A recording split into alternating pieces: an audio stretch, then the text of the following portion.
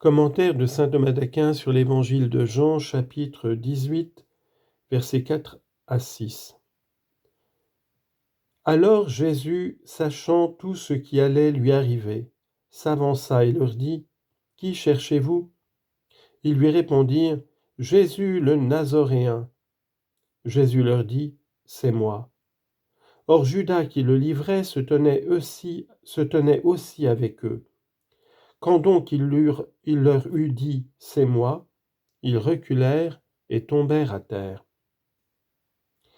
À propos du premier point, il dit d'abord que le Christ interroge, puis qu'il se manifeste lui-même, puis il dit l'effet de la manifestation. À propos de l'interrogation du Christ, il fait trois choses. D'abord, il met en valeur la science et la connaissance du Christ. Alors Jésus, sachant tout ce qui allait lui arriver, s'avança. Citation. Jésus, sachant que son heure était venue. Chapitre 13, verset 1. Cela, l'évangéliste l'a intégré pour deux raisons. D'abord, pour qu'il ne semble pas que l'interrogation que le Christ allait leur adresser était faite par ignorance. Ensuite, pour qu'il ne semble pas qu'il s'était offert à eux involontairement et par ignorance, alors qu'il venait pour le tuer. C'est pourquoi tout ce qui allait lui arriver, il le savait. En second lieu, l'évangéliste expose l'interrogation du Christ qui, alors qu'il savait tout cela, s'avança cependant et leur dit : « Qui cherchez-vous ? » Mais non par ignorance, comme on l'a dit. En troisième lieu, il donne leur réponse. Ils lui répondirent : « Jésus le Nazoréen, sous-entendu, nous le cherchons non certes pour l'imiter, mais pour agir avec méchanceté et le tuer. C'est pourquoi il est dit plus haut : vous me chercherez et vous mourrez dans votre péché. » Jean chapitre 8, verset 21. L'évangéliste expose la manifestation de lui-même par laquelle le Christ s'est présenté à eux pour être pris. C'est moi, Jésus le Nazaréen que vous cherchez. Et l'évangéliste ajoute la présence de Judas parce qu'il a dit plus haut que Judas l'avait quitté. Chapitre 13, verset 30. On pourrait croire qu'il n'y aurait rien d'étonnant à ce que le Christ n'ait pas été reconnu par eux à son visage à cause des ténèbres, mais que quelqu'un ne soit pas reconnu à sa voix, et surtout par un homme qui lui est familier, cela ne peut pas être imputé aux ténèbres. En disant « c'est moi », le Christ montre donc qu'il n'a même pas été reconnu par Judas, familier de lui, qui se tenait avec eux. Cela manifeste plus que tout la puissance de la divinité du Christ. Judas donc se tenait avec eux, c'est-à-dire persévérait dans le mal, au point de le montrer par le signe d'un baiser. Quand donc il leur eut dit « c'est moi », ils reculèrent et tombèrent à terre. Ici est montré l'effet de la manifestation. Et comme le dit saint Grégoire, on dit parfois au sujet des saints qu'ils tombent à terre. Citation, « Il tomba sur sa face et se prosterna devant Daniel. » Daniel chapitre 2 verset 46. Et encore, « Je tombais sur ma face. » Ézéchiel chapitre 2 verset 1. Des hommes iniques aussi ont dit qu'ils tombent. Citation, « Tes hommes très beaux tomberont. » Isaïe chapitre 3 verset 25. Mais voici la différence. Au sujet des hommes iniques, il est dit qu'ils tombent à la renverse. Citation, « Ils tombent à la renverse et sont pris au piège. » Isaïe chapitre 28 verset 13. Et encore, « Il tomba de son siège à la renverse. » 1 Samuel chapitre 4 verset 18. Alors que des saints, il est dit qu'ils tombent sur leur face. La raison en est indiquée dans le livre des Proverbes.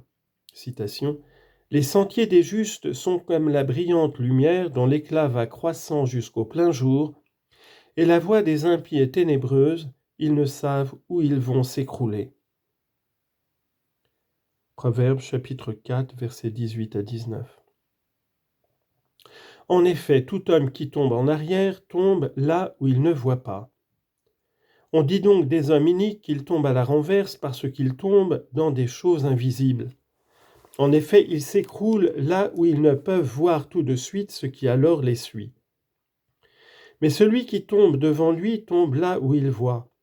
Et c'est pourquoi on dit des saints qu'ils s'abaissent spontanément dans les choses visibles pour être debout dans les réalités invisibles, et qu'ils tombent sur leur face parce que, saisis de crainte en les voyant, ils s'humilient.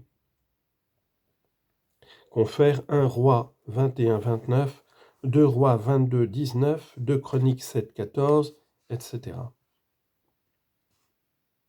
Au sens mystique, le fait que ceux qui venaient chercher le Christ soient tombés à la renverse donne à entendre que le peuple des Juifs, qui était le peuple particulier, confère Deutéronome 7-6, 14-2 et 26-18, que le peuple des Juifs, qui était le peuple particulier de Dieu, n'ayant pas écouté la voix du Christ dans sa prédication, est retourné en arrière, exclu du royaume.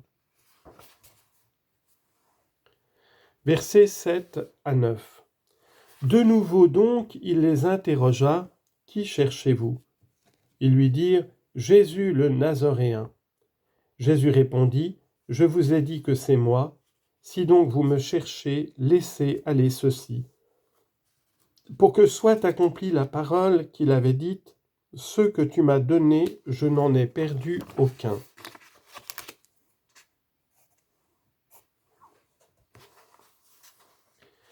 On rapporte ici la seconde interrogation. D'abord l'interrogation réitérée, puis la manifestation du Christ, et enfin son oblation. S'il a interrogé de nouveau, c'est selon Chrysostome pour deux raisons. D'abord, pour qu'en indiquant sa puissance du fait que les ennemis qui venaient contre lui sont, en face de lui, tombés à terre à la renverse, ceux qui croient en lui découvrent que c'est de sa propre volonté qu'il a été pris. Citation, « Il a été offert parce que lui-même l'a voulu. » Isaïe 53, 7. En second lieu aussi, pour donner aux Juifs autant qu'ils le pouvaient, matière à conversion, après avoir vu un miracle de sa puissance.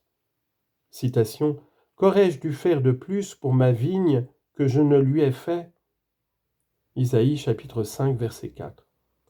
C'est pourquoi, puisqu'ils ne se convertirent pas dès cette manifestation de sa puissance, il s'offrit à eux spontanément pour être pris. Et quand de nouveau il les interrogea, « Qui cherchez-vous » et qu'ils lui dirent, « Jésus le Nazoréen », lui-même se manifestant de nouveau répondit, « Je vous ai dit que c'est moi. » En cela, il est évident qu'ils étaient aveugles au point de ne pas pouvoir le reconnaître. L'oblation que le Christ fait de lui-même est exposée quand il dit « Si donc vous me cherchez », c'est-à-dire « Si vous cherchez à me prendre, faites ce dont vous avez l'intention, de telle sorte cependant que vous laissiez aller ceux-ci, à savoir mes disciples, parce que le moment n'est pas encore venu qu'ils soient enlevés du monde par la passion. » Citation, « Je ne prie pas pour que tu les enlèves du monde. » Jean chapitre 17, verset 15. En quoi il est évident que lui-même a donné à ceux qui le cherchaient pouvoir de le prendre, car de même qu'il a gardé ses disciples par sa puissance, il aurait pu encore bien plus se garder lui-même. Citation, « Personne ne m'enlève mon âme, mais moi je la dépose de moi-même. » Jean 10, verset 18. L'évangéliste montre que ce n'est pas parce qu'ils auraient été persuadés par le Christ que les gardes laissèrent les apôtres s'en aller, mais en raison de son pouvoir. Pour que soit accomplie la parole qu'il avait dite, comme si les gardes avaient laissé les apôtres s'en aller parce qu'ils ne pouvaient les retenir, puisque lui-même avait dit plus haut, « Ceux que tu m'as donnés, je n'en ai perdu aucun. » Jean chapitre 17, verset 12. Là, on peut objecter que le Seigneur avait dit plus haut cela de la perdition de l'âme. Comment l'évangéliste adapte-t-il cela à la perdition du corps ? À cela je réponds. Il faut dire selon Chrysostome que le Seigneur a parlé plus haut de la perdition de l'âme et du corps. Et s'il a seulement parlé de la perdition de l'âme, Il faut dire qu'ici l'évangéliste la rapporte à la perdition du corps par une certaine extension. Ou bien, selon Augustin, il faut dire que ce qui est dit doit être compris aussi de la perdition de l'âme, parce que les apôtres ne croyaient pas encore comme croient ceux qui ne périssent pas.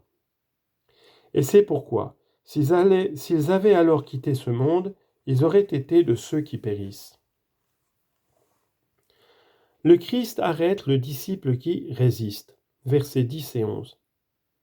Simon-Pierre donc, ayant un glaive, le tira et frappa le serviteur du grand prêtre, et il lui trancha l'oreille droite. Or le nom du serviteur était Malchus. Jésus dit donc à Pierre, « Remets le glaive au fourreau. La coupe que le Père m'a donnée, tu ne veux pas que je la boive ?» Après avoir montré la promptitude du Christ à supporter la trahison en s'offrant lui-même volontairement à ceux qui le livraient, l'évangéliste montre ici qu'il est prompt à la même chose en interdisant la résistance du disciple. D'abord est exposée la manifestation du zèle du disciple qui résiste, puis le fait que Jésus l'ait empêché. À propos du premier point, il note d'abord le zèle du disciple à frapper le serviteur, puis celui de l'évangéliste quand il nomme le serviteur. Il s'exprime donc ainsi. Les gardes s'emparèrent de Jésus. Mais Simon-Pierre, plus ardent que tous les autres disciples, ayant un glaive, le tira et frappa le serviteur du grand prêtre, qui était parmi les gardes, et lui trancha l'oreille droite. Ce n'était pas son intention principale, puisqu'il avait l'intention de le tuer, mais le coup qu'il dirigeait vers la tête fut dévié vers l'oreille. Il dirigeait en effet le coup vers la tête pour montrer avec plus d'évidence qu'il faisait cela par zèle pour son Seigneur. Citation. « Je suis zélé d'un zèle jaloux pour le Seigneur Dieu des armées. » 1 Roi, chapitre 19, verset 10. Mais ici surgit une double question. Puisque le Seigneur avait commandé à ses disciples de n'avoir même pas de tunique, comment Pierre avait-il aussi un glaive ? Je réponds, il faut dire que ce précepte, le Christ le leur donna quand il les envoya pour prêcher, et il devait durer jusqu'au temps de la Passion. C'est pourquoi le Christ le révoqua dans sa Passion. Citation. « Quand je vous ai envoyé sans bourse ni besace, avez-vous jamais manqué de quelque chose ?» Luc 22, 35. Et encore, « Mais maintenant, que celui qui a une bourse la prenne, de même celui qui a une besace, et que celui qui n'en a pas vende sa tunique pour acheter un glaive. » Luc chapitre 22, verset 36. À cause de cette autorisation, il semble que Pierre ait compris qu'il lui était permis de porter un glaive. Mais d'où a-t-il pu avoir si vite un glaive, puisque le Seigneur avait prononcé peu de temps auparavant les paroles qu'on a dites ? Il faut répondre selon Chrysostome, que Pierre, ayant depuis longtemps entendu que les Juifs devraient livrer le Christ au prince des prêtres pour le crucifier, avait pris peur et s'était préparé un glaive. Ou bien il faut dire, selon la glose interlinéaire, que par glaive il faut entendre ici le couteau qu'il avait peut-être à table pour manger l'agneau et qu'il avait en se levant de table pris avec lui.